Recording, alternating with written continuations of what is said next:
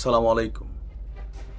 যে আলোচনা নিয়ে সারা বাংলাদেশ তোলপাড়, যে আলোচনা নিয়ে নানান রহস্য ধোঁয়াশা আছে, যে আলোচনা নিয়ে অলরেডি আপনার কি বলা হয় যে ধরেন এনসিপির মধ্যেই বিভাজন তৈরি হয়েছে। হাসনাত বলছে যে বক্তব্য, সার্জিস বলছে একই জায়গায় সেও উপস্থিত ছিল, কিন্তু হাসনাত বিষয়টাকে যেভাবে লাইটিং করে রাতারাতি ওয়াসাতে নিয়োগ নেওয়া যেই দুর্নীতির রিপোর্ট বের হলো এনসিপির আসিফ সম্পর্কে বা নাহিদদের সম্পর্কে বিভিন্ন জায়গায়, সেটাকে কাভার করার জন্য কেউ কেউ বলছেন যে হাসনাত এই ধরনের একটা পোস্ট দিয়া 11 দিন আগের একটা ইস্যুকে মাঠে গড়াইছে। কেন?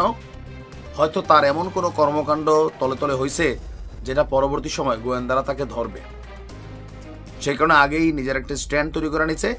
আর জাতি সাবেক এই ছাত্রলীগ নেতার বক্তব্যে যে এতটা বিশ্বাস করবে এটা অনেকেই ভাবে নাই। সবাই ভাবতেছে সার্জিস এখন মিথ্যাবাদী আর সেনাপ্রধান তো পুরাটাই মিথ্যাবাদী। এমন যখন অবস্থা, তখন সেনা সদর দপ্তর থেকে একটা বক্তব্য দেওয়া হয়েছে। আওয়ামী লীগের সংশোধিত একটি পক্ষের রাজনৈতিক পুনর্বাসনে রাজি হতে সেনানিবাস থেকে চাপ পাওয়ার বিষয়ে হাসনাত আব্দুল্লাহ যে দাবি করেছেন তা রাজনৈতিক স্ট্যান্ডবাজি বলেই মন্তব্য করছে সেনা সদর।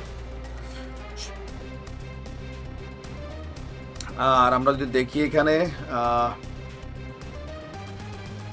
শনিবার নেত্র নিউজকে দেওয়া এক বিবৃতিতে এই মন্তব্য করেছে সেনা সদর।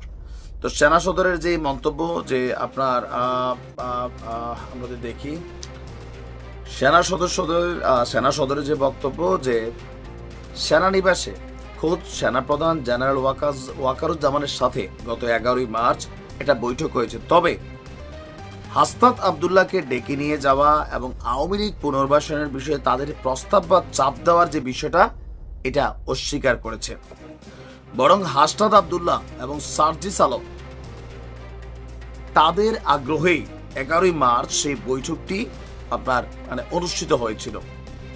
তো পরবর্তী সময় আপনার ভারতের পরিকল্পনা, সেনানিবাস আর বিভিন্ন বিষয়কে যোগটোগ কইরা মোটামুটি একটা কি বলা হয়েছে, যেই তথ্যটা উপস্থাপন করেছে সেনাবাহিনী বলছে অত্যন্ত হাস্যকর এবং অপরিপক্ক গল্পের সম্ভার।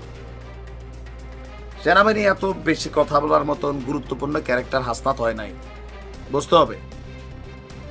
আপনি জুলাই আন্দোলন আবু সাইদের পরিবারকে দেখেন, এদের ভাই কান্দে।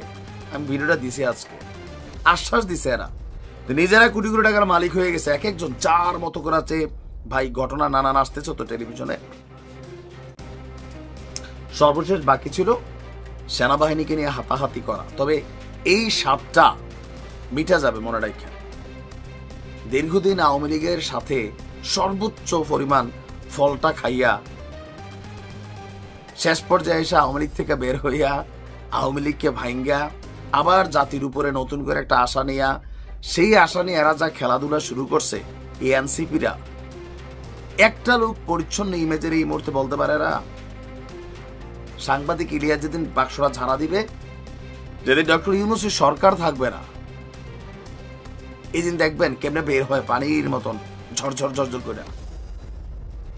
বিতর্কিত সিলেটে মারামারি কইরা অস্থির অবস্থা তৈরি করছে এরা। গতকালকে